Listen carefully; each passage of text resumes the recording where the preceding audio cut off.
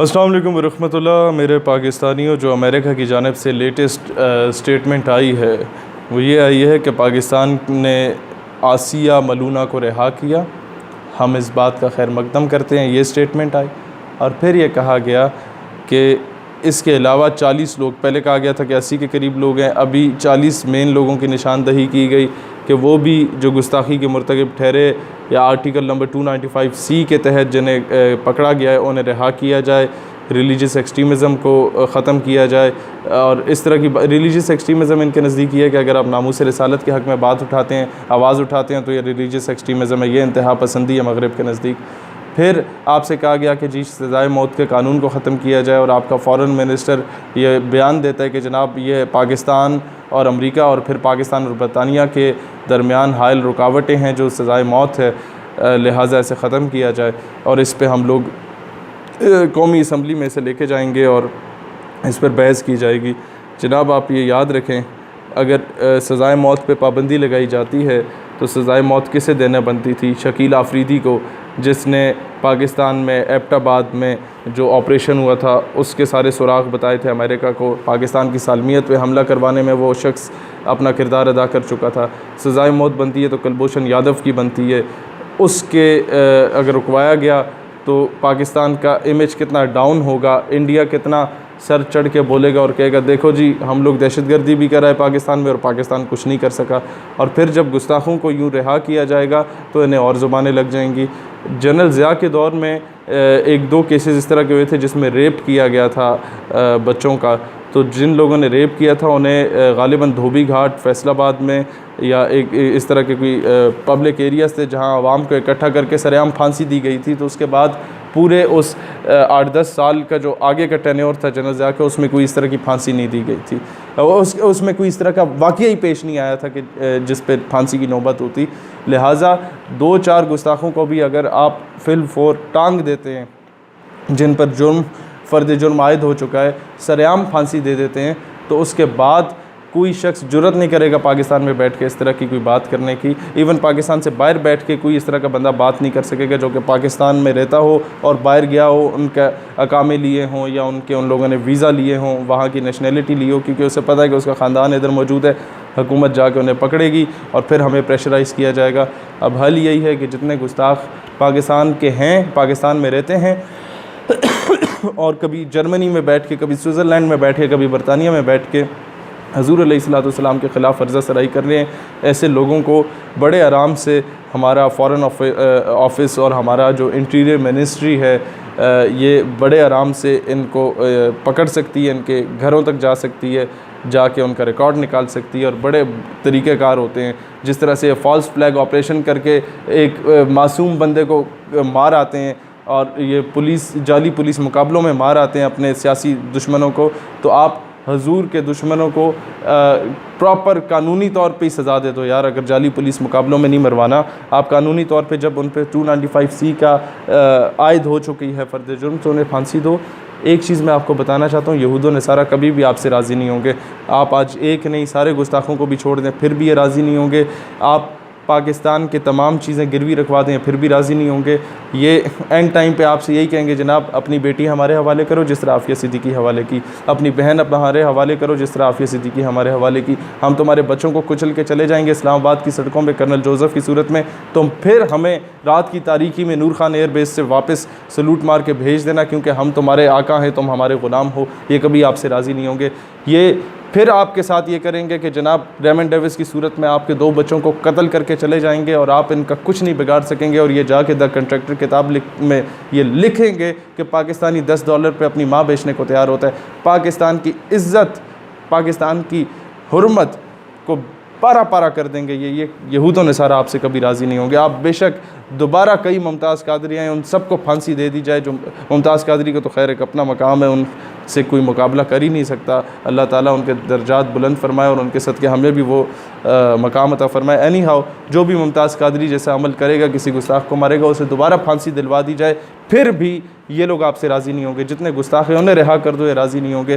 آپ اپنے ہی ملک میں ڈرون اٹیکس ہوں، آپ ان کے خلاف ایک جملہ نہ بولیں۔ آپ کے 150-200 بچے باجوڑ مدرسے میں شہید کر دیے جائیں، 6 سے 12 سال کی عمر والے بچے، آپ چون چنا بھی نہ کریں اور آپ کہیں کہ جی آپ ہی ہمارے بڑے ہیں، ہم آپ کے آگے سرنگوں ہیں، ہم گھٹنے ٹیک دیتے ہیں، پھر بھی آپ سے راضی نہیں ہوں گے۔ یہ سلالہ چیک پوسٹ پہ ہمارے فوجی جوانوں کو شہید کر کے چلے جائیں، آپ انہیں کوئی جواب نہ دیں، یہ پھر بھی آپ سے خوش نہیں ہوں گے۔ آپ انہیں اڈے فراہم کریں، افغانستان کے رستے دے کے جا کے ہمارے مسلمان بھائیوں کو شہید کرو، یہ پھر بھی آپ سے خوش نہیں ہوں گے۔ یہ آپ کو بار بار کہیں گے بیٹا جان do more do more do more. لہٰذا میں وزیر اعظم سے بھی کہتا ہوں، فورن منسٹر سے بھی کہتا ہوں، آج لے ان کی پناہ، آج مدد مانگ ان سے، پھر نہ مانیں گے قیامت میں اگر مان گیا۔ At the end of the day بات وہی ہوتی ہے کہ محمد سے وفا تو نے تو ہم تیرے ہیں۔ ایک بار حضور اکرم صلی اللہ تعالیٰ علیہ وآلہ وسلم سے وفا کر کے تو دیکھو، پھر دیکھو دنیا کی تمام سپر پاورز آپ کے سامنے گھٹنے ٹیک دیں گی۔ جب رشیا آیا تھا کیا وہ سپر پاور نہیں تھا؟ بالکل تھا۔ آپ نے اس وقت غیرت کا مظاہرہ کیا، آپ نے اس وقت افغانستان میں گھس کے رشیا کو افغان نہیں آنے دیا، وہیں سے مار مار کے بھگایا، تو رشیا کو کئی ٹکڑوں میں تقسیم کیا آپ لوگوں نے۔ تاجکستان آپ نے بنایا، قزاقستان آپ نے بنایا، کرگستان آپ نے بنایا، ترکمانستان آپ نے بنایا، آذربائیجان آپ نے، مطلب کئی اس طرح کے ملک ہیں جو کہ رشیا سے الگ ہوئے ہیں، اور ان کو بنانے میں پاکستان کا کردار تھا۔ وہاں پر ساری سیپریٹسٹ موومنٹس چلانے میں، اور پاکستان نے انہیں تگنی کا ناچ نچایا، رشینز کو سپر پاور کو پارا پارا کر کے باہر پھینکا۔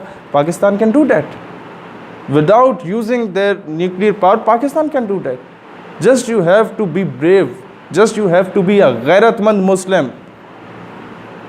It's more then easy. لیکن یہ ہے کہ اپنے اندر کی غیرت کو جگاؤ۔ آج اگر وزیر اعظم یا کوئی بھی شخص قوم کو اعتماد میں لیتا ہے کہ جناب ہم امریکی جو غلامی ہے اسے جوتے کی نوک پہ رکھتے ہیں اور آج سے سرکار کی غلامی میں جینا مرنا پسند کرتے ہیں، یقین کریں پاکستان کی تمام پولیٹیکل پارٹیز اور ریلیجس پارٹیز اپنے تمام اختلافات کو سائڈ پہ رکھ کے ایک پلیٹ فارم پہ اکٹھی ہو جائیں گی۔ لہٰذا ان کی غلامی کرنا چھوڑو۔ علامہ اقبال رحمۃ اللہ علیہ نے مغرب سے ناراضگی کا اظہار کبھی نہیں کیا۔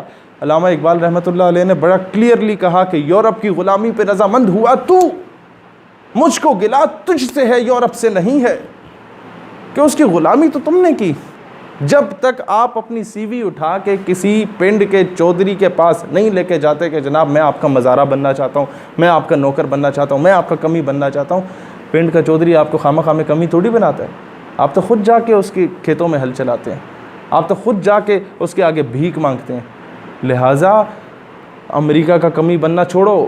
تم لوگ جو جا کے کشکول پھیلاتے ہو، اس سے صرف تم لوگ بھکاری نہیں سمجھے جاتے، تم لوگ تو اتنا کما لیتے ہو کہ باہر جا کے اپنے پلاٹس خرید سکتے ہو، باہر جا کے پورے آئی لینڈ خرید لیتے ہو۔ اب میں اس شخص کا نام نہیں لینا چاہتا، تم لوگ باہر جا کے پورے محل خرید لیتے ہو، برطانیہ میں بڑی بلڈنگز خرید لیتے ہو۔ لیکن مسئلہ کیا ہوتا ہے کہ کل کو جب ایک عام پاکستانی باہر جاتا ہے تو اسے بھکاری کی نگاہ سے دیکھا جاتا ہے، اسے ایک کمی کی نگاہ سے دیکھا جاتا ہے۔ کیوں؟ کیونکہ حکمران پیسے مانگنے والا ہے۔ لہٰذا جو مانگے تانگے کی 2 روٹیاں کھاتے ہو اس کو مسترد کر کے حق حلال کی آدھی روٹی پہ بھی گزارا کر لو، اور اس قوم کو غیرت مند بنا دو۔ یہ قوم ڈیم کے لیے بھی فنڈ دینا جانے گی، یہ قوم عظیم قوم ہے، قربانیاں دینا جانتی ہے، لیکن خدا را ان کے جذبات سے نہ کھیلو۔ خدا را ڈیم فنڈ کے نام پہ قادیانیوں سے وہ چیک وصول نہ کرو جس پہ احمدیہ مسلم کمیونٹی لکھا ہوتا ہے۔ خدا را پاکستان کے آئین کی دھجیاں نہ اڑاؤ، قادیانیوں کو مسلمان تسلیم کر کے انڈائریکٹلی ان کے یہ چیک وصول کر کے جس پہ ان کا مسلم کمیونٹی لکھا ہو۔ خدا را پاکستان پہ رحم کرو۔ اس پاکستان کے لیے بڑی ماؤں بہنوں بیٹیوں نے اپنی عزتوں کا نذرانہ دیا تھا۔ اس پاکستان کے لیے بڑی ماؤں کے پیٹ کاٹ کے، ان کے پیٹ سے بچے نکال کے، ان کے رشتہ داروں کے سامنے ان کی ٹکے بوٹیاں بنائی گئی تھی، تب جا کے یہ ملک بنا تھا۔ اس پاکستان کے لیے نئی نویلی دلہنوں نے اپنے شوہروں کو قربان کیا تھا، اپنے زیور بیچ دیے تھے تحریک پاکستان کے لیے۔ خدا را اس پاکستان کو جس غلامی سے نکالنے کے لیے قربانیاں دی گئی تھی، اسے دوبارہ اس غلامی میں نہ دھکیلو۔ خدا را پاکستان پہ رحم کرو۔ تمہیں مسلط تو کر دیا گیا ہے، لیکن خدا را صرف ایک نسبت سے ہی اس پہ رحم کر لو کہ it is the only homeland after Medina Pak which was made on the name of Islam, and the one who betrays Pakistan directly or indirectly he betrays Islam. Pakistan کا غدار دراصل اسلام کا غدار ہے، کیونکہ یہ وہ واحد ریاست ہے جو اسلام کے نام پہ بنی۔ اللہ پاکستان کا حامی و ناصر ہو۔ پاکستان پائندہ بات.